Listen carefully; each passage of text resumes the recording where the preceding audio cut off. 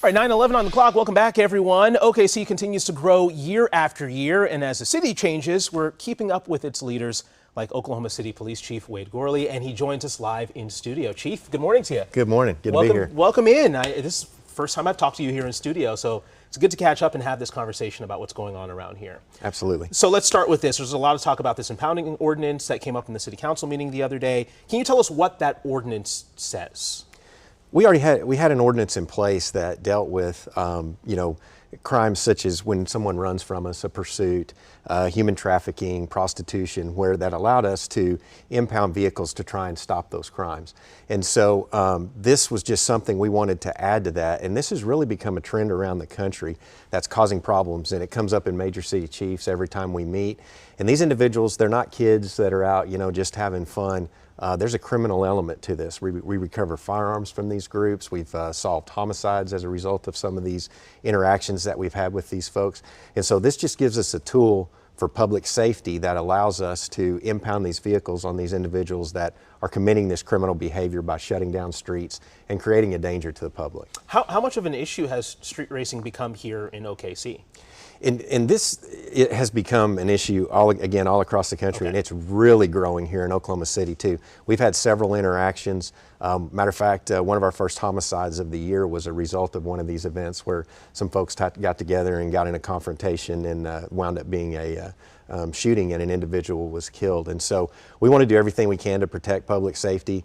These individuals that do commit these acts, they hold their cars in very high value. So this just allows us to have a tool to hopefully shut this down and stop this from occurring. So it seems as if some people are worried about the wording of this ordinance, that it would apply to not just cars, but just any vehicle blocking traffic. What is your response to that? Right now, you can already impound a vehicle that's blocking traffic. For example, if a car breaks down and it's left in the middle of the road, we don't normally do that. We normally try to work with the person, help them get the vehicle off the road. So we've already had ordinances in place. This is specifically addressed. This particular impoundment section of this ordinance is specifically addressed to those folks that are blocking intersections and committing criminal acts. Okay, and there were two council people that voted no against this. Jo Beth Hammond said that she was worried that allowing police to take personal property would erode public trust. What is your response to that? Is that a concern? It's not, because again, these are specific acts that we're looking at of criminal behavior. We're not just going in and taking people's property. We won't do that. And the most important thing is there is a process for this. Just because the officer impounds the vehicle does not mean it's an automatic seizure. It still has to go through a process. It can be appealed to a district court judge and beyond that too. So everybody's rights are looked out for in that criminal process. Let's talk about Bricktown. How are things going out there? Last month there was announced that you guys were tripling security on Fridays and Saturdays. Has that made any difference? What's going on out there? I believe it has. Most importantly, what they've been doing in Bricktown is just addressing the business owners and the people that are down there through interaction. Those additional personnel now, they go out and they're more visible. The association there, the Bricktown group, is actually paying for some of those officers, paying the overtime to allow those officers to be there. And so it's been a good partnership. I think the community enjoys it, the people that frequent Bricktown. We just want to make it safe. And it's like any entertainment district, at night, the bars, clubs, things like that kind of kick up. People get alcohol in them. And so we just want to be present and make sure that everyone stays safe. And there's talk about improving technology, not just in Bricktown, but like around the city when it comes to drones and when it comes to cameras. Where does Oklahoma City stand on that right now? Where are you guys in that process of improving that technology? I'm glad you brought that up, because we had a discussion about that yesterday.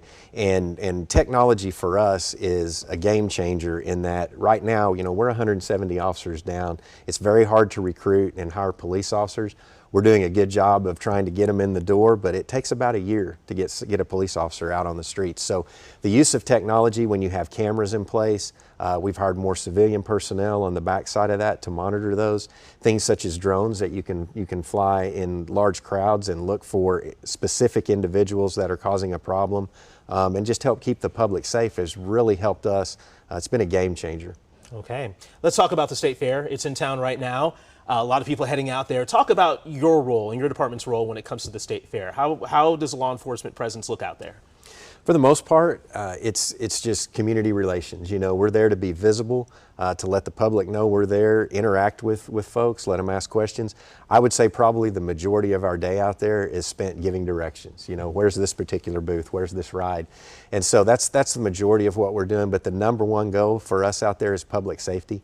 Again, when you have large crowds together, sometimes things can happen. You want to be prepared for that, and that presence acts as a deterrent most of the time. Yeah, it does help to have somebody leading the way out there because that State Fair property is large. So it is very large. It's very easy to get lost. Is there anything that you want the viewers here in Oklahoma City to know about the city? Anything else going on? Anything you want to update them on? I think the biggest thing is Oklahoma City is growing at a rapid rate, which is very positive. You know, we're one of the fastest growing communities and one of the best run cities. You know, it's a great place to live. So people are coming here, and because of that, Oklahoma City covers 621 square miles. It becomes more difficult to police. And so the biggest thing for our community that I want them to know is we're hiring. We need more police officers. More police officers equals better public safety. And you know, we want to fill our academies and keep our streets safe. And you know, we're hiring right now. All right, Chief Gourley, good to have you in studio. Looking forward to having these conversations every month. We're going to try to have these conversations every month with the Chief, so we look forward to hearing about what's going on here in OKC. Great. Thank you again for having me. Yeah, appreciate it. Thank you for your time. Appreciate it.